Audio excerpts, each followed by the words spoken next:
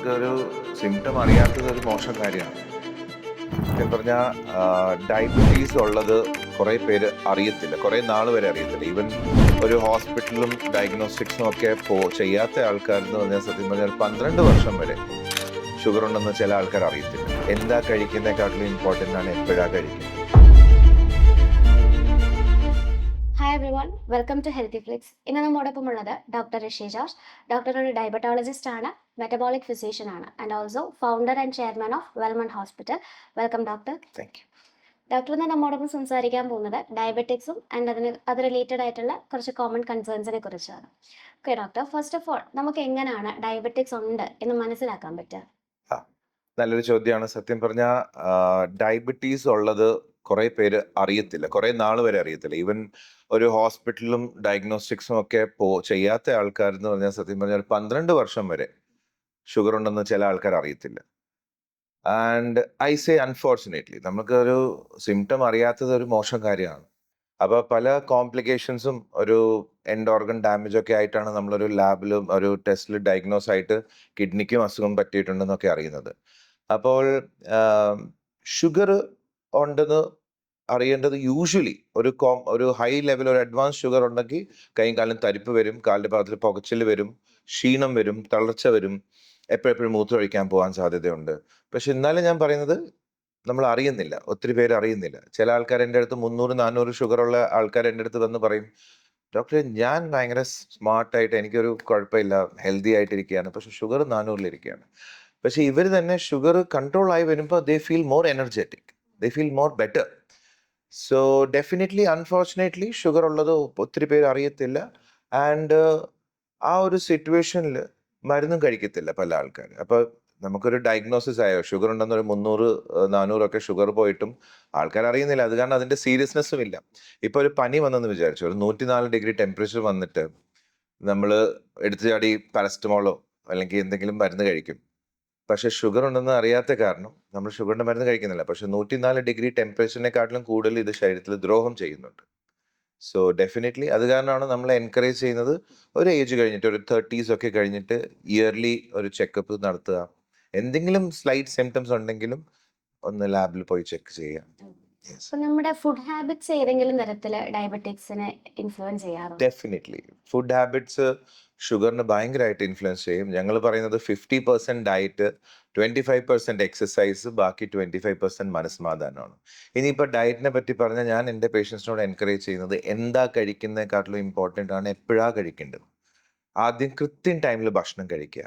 അതുമാത്രമല്ല കാർബോഹൈഡ്രേറ്റ്സ് കുറയ്ക്കുക, protein intake കൂട്ടുക, ഫൈബർ കൂട്ടുക.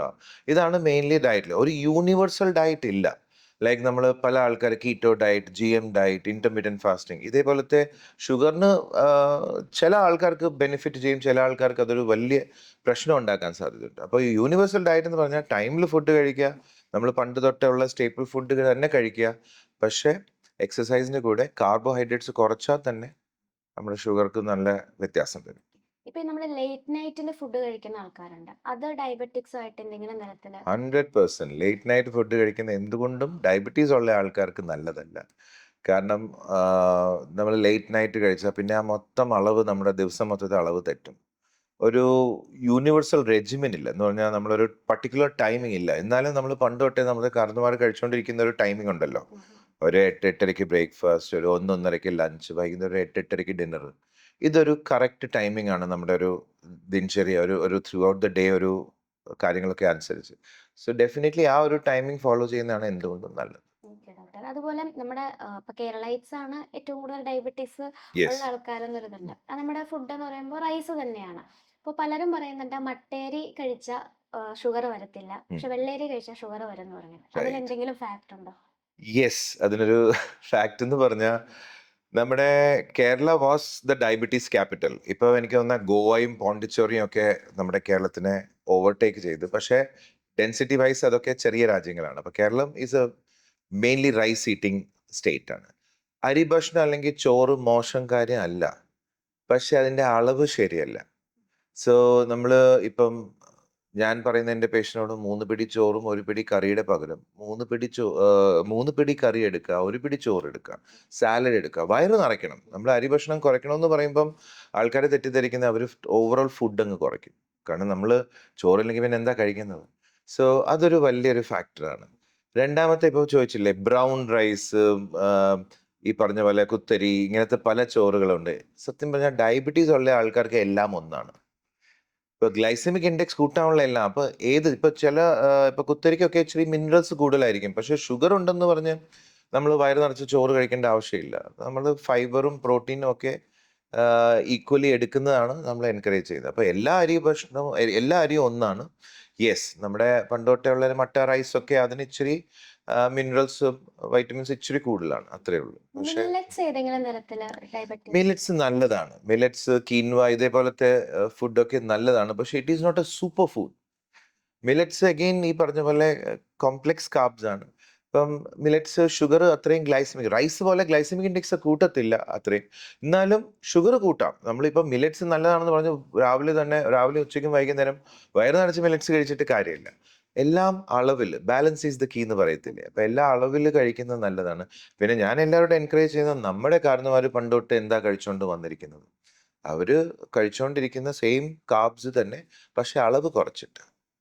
യെസ്. Okay doctor. അതുപോലെ നമുക്ക് പ്രഗ്നൻസി ടൈമിൽ ഇതുപോലെ ഡയബറ്റിക്സ് ഉണ്ടാവാറുണ്ട്. അപ്പോൾ പലരുടെ ഒരു കൺസേൺ ആണ് നമുക്കിത് ലൈഫ് ലോങ് ഇങ്ങനെ നമുക്ക് ഡയബറ്റിക്സ് ഉണ്ടാവുമോ, അല്ലെങ്കിൽ നമ്മൾ അത് എപ്പോഴെങ്കിലും നിൽക്കുമോ, ആഫ്റ്റർ ഡെലിവറിക്ക് ശേഷം ഈ യെസ്. ഡയബറ്റിക്സ് നമുക്ക് മരുന്ന് കണ്ടിന്യൂ ചെയ്യേണ്ടി വരുമോ ഇല്ലയോ കറക്റ്റ്. എന്നുള്ളൊരു കൺസേൺ ഉണ്ട്. അതെൻ്റെ യെസ്.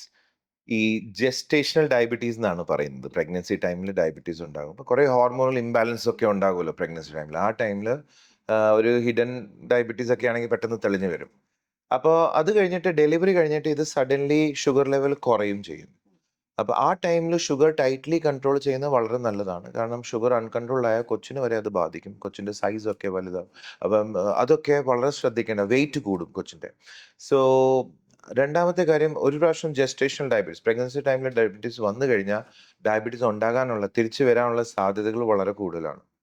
സോ എല്ലാവർക്കും ഉണ്ടാകണമെന്നില്ല. പക്ഷെ പ്രഗ്നൻസി ടൈമിൽ ഡയബറ്റീസ് വന്നിട്ടുണ്ടെങ്കിൽ നന്നായിട്ട് എക്സസൈസും ഡയറ്റും എല്ലാം പിന്നെ നോക്കിയിട്ട് റിഫൈൻഡ് ഷുഗറൊക്കെ കംപ്ലീറ്റ്ലി കട്ട് ഡൗൺ ചെയ്താൽ തന്നെ പിന്നെ ഉണ്ടാകാനുള്ള സാധ്യതകൾ വളരെ കുറവായിരിക്കും. ഇപ്പോൾ ഡോക്ടർ, ഡയബറ്റിസ് ഉള്ള ആൾക്കാരും നമ്മളിപ്പോൾ പുറത്തുനിന്ന് ആർട്ടിഫിഷ്യലായിട്ട് സബ്സ്റ്റിറ്റ്യൂഷൻസ് നമുക്ക് കിട്ടും. ഇത് ഷുഗർ സബ്സ്റ്റിറ്റ്യൂട്ട് ചെയ്യുന്ന യെസ്. പ്രോഡക്ട്സ് യൂസ് ചെയ്യുന്നവരുണ്ട്. അപ്പം അങ്ങനെ യൂസ് ചെയ്യുന്നത് ആക്ച്വലി നല്ലതാണോ, അല്ലെങ്കിൽ അത് ഏതെങ്കിലും തരത്തിൽ നമ്മളെ എഫക്റ്റ് ചെയ്യുന്നുണ്ടോ? നമ്മൾ നാച്ചുറലി കഴിക്കുന്ന ഫുഡിൽ ഇപ്പോൾ ചോറാണെങ്കിലും എന്താണെങ്കിലും അതിൽ നാച്ചുറലി ഷുഗർ ഉണ്ട്. അപ്പം നമുക്ക് എക്സ്ട്രാ ഒരു റിഫൈൻഡ് ഷുഗറിൻ്റെ ആവശ്യമില്ല. ഇനിയിപ്പോൾ ചില ആൾക്കാർക്ക് സ്വീറ്റ് ടൂത്ത് എന്ന് പറഞ്ഞ സംഭവമില്ലേ, സ്വീറ്റ് ടൂത്ത് ഉണ്ടെങ്കിൽ ഇല്ല പഞ്ചസാര ഇല്ലാതെ പറ്റുന്നില്ലെങ്കിൽ അവർക്ക് വേണ്ടി ഒരു സബ്സ്റ്റിറ്റ്യൂട്ട് ആയിട്ട് സ്റ്റീവിയ, ഷുഗർ ഫ്രീ ഇതേപോലെ മാർക്കറ്റിൽ സേഫ് പ്രൊഡക്ട്സ് അവൈലബിൾ ആണ്. അത് ഉപയോഗിക്കുന്നത് കൊണ്ട് ഒരു കുഴപ്പമില്ല. സോ യെസ്, പക്ഷേ ഇതും അൺലിമിറ്റഡ് ആയിട്ട് കുറേ എടുത്താൽ പിന്നെ ഈ ഷുഗറിനുള്ള ക്രേവിങ് മാറത്തില്ല. അപ്പം ഞാൻ എപ്പോഴും എൻകറേജ് ചെയ്യുന്നത് നമ്മളൊരു 4 ദിവസം മാക്സിമം. എനിക്ക് ബ്ലാക്ക് കോഫി ഒത്തിരി ഇഷ്ടമാണ്. ഞാൻ ഷുഗർ ഇല്ലാതെയാണ് ബ്ലാക്ക് കോഫി കുടിക്കുന്നത്. അപ്പം നമ്മൾ ഒരു 4-5 ദിവസം ചിലപ്പോൾ കയ്പ്പ് തോന്നും. പക്ഷെ 5ാമത്തെ ദിവസം പിന്നെ ഷുഗർ ഇട്ടാൽ നമുക്ക് മോശമായിരിക്കും തോന്നും. So it's better to avoid sugar completely. Yes. ഇപ്പോൾ നമുക്ക് ഡയബറ്റിക്സ് ആണെന്ന് പറയുമ്പോൾ തന്നെ നമ്മൾക്ക് എല്ലാവർക്കും അറിയുന്ന ഒരു രീതി ഇൻസുലിൻ എടുക്കുക ഇതാണ്. അപ്പോൾ ഇൻസുലിൻ എടുക്കുന്നവരുടെ ഒരു കൺസേൺ ആണ് നമ്മളിത് ലൈഫ് ലോങ് കണ്ടിന്യൂ ചെയ്യേണ്ടി വരുമോ, അല്ലെങ്കിൽ ഒരു പോയിന്റ് കഴിഞ്ഞ് ഇത് നമുക്ക് നിർത്താൻ പറ്റുമോ?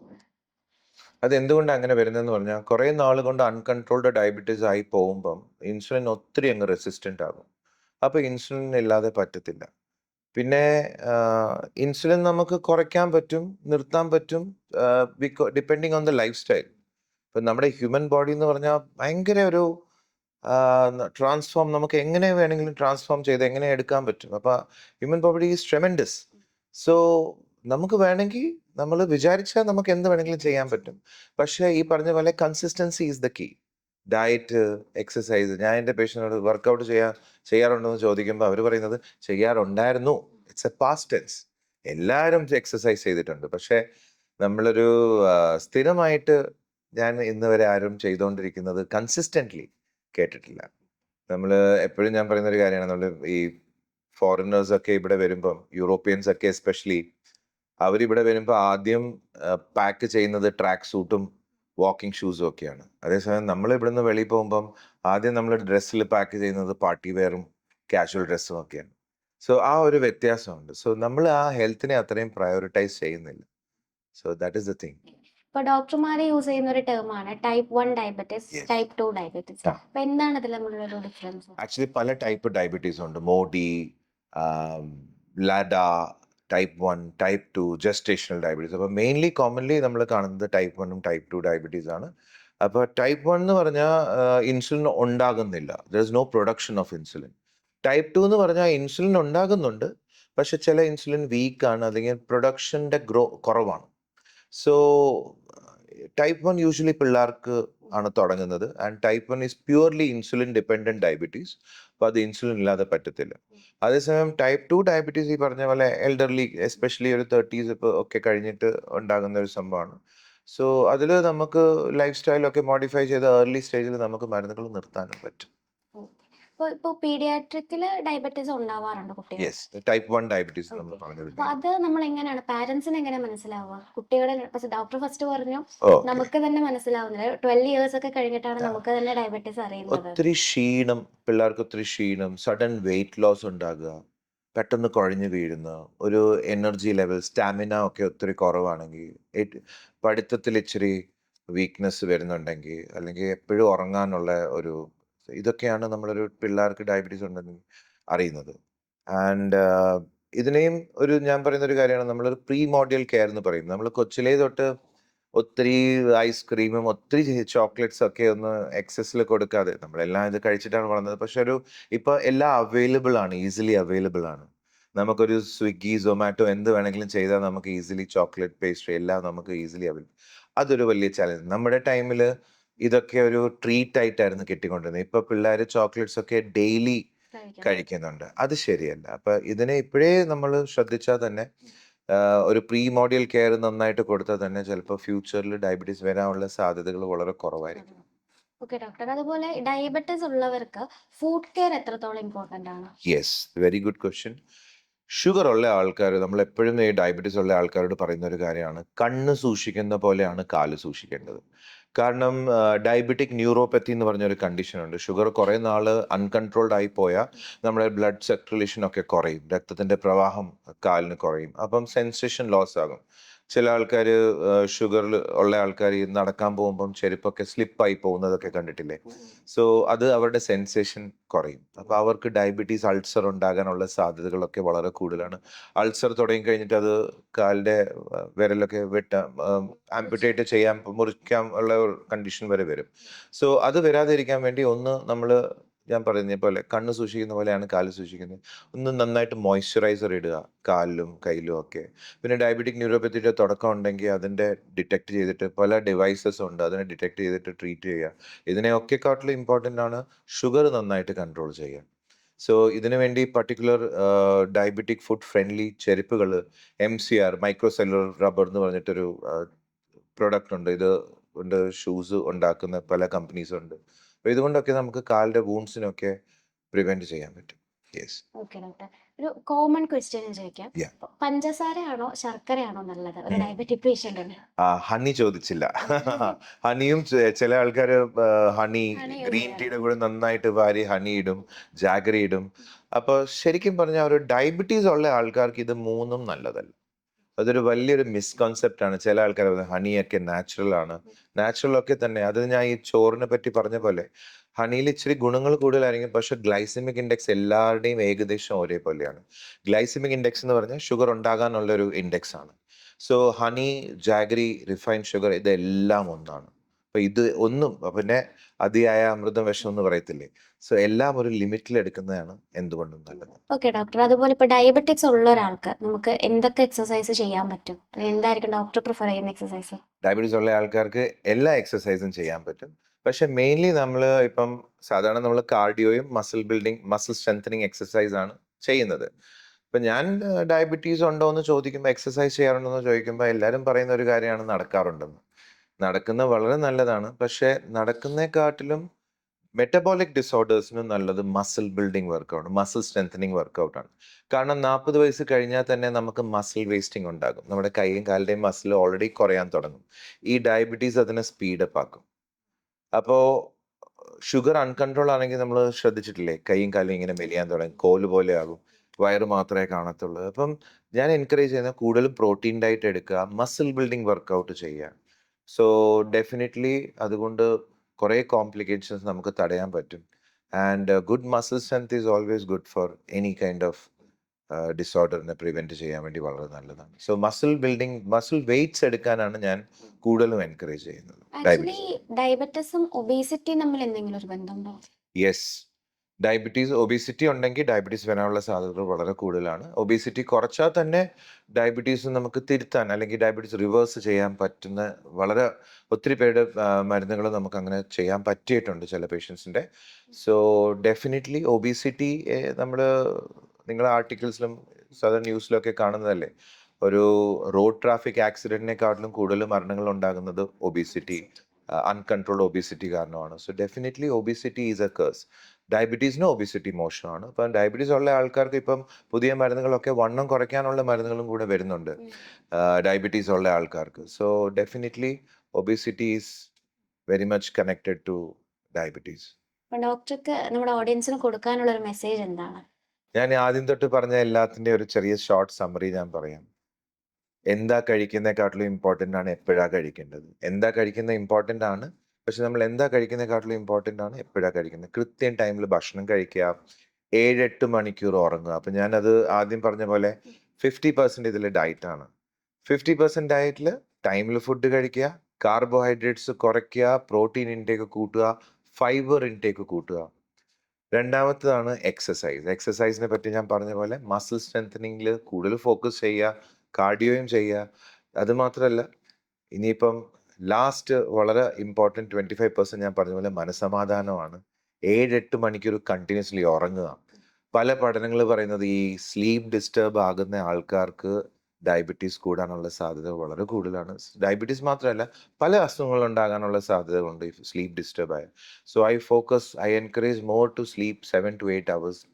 ഇനിയിപ്പം ചില ഡയബറ്റീസ് ഉള്ള ആൾക്കാർക്ക് രാത്രി മൂത്രമൊഴിക്കാൻ എണീക്കും. അപ്പോൾ അവർ ഈ മൂത്രമൊഴിക്കാൻ എണീക്കുമ്പോൾ അവരുടെ സ്ലീപ്പ് ഡിസ്റ്റർബ് ആകുന്നുണ്ട്. സോ അതൊരു ഹാബിറ്റായി മാറും. അപ്പം ഞാൻ ഈ ഡയബറ്റീസ് ഉള്ള ആൾക്കാരോട് പറയുന്നത് ദിവസം മൊത്തം വെള്ളം കുടിക്കുക, രാത്രി വെള്ളത്തിൻ്റെ ഇൻടേക്ക് ഒന്ന് കുറയ്ക്കുക.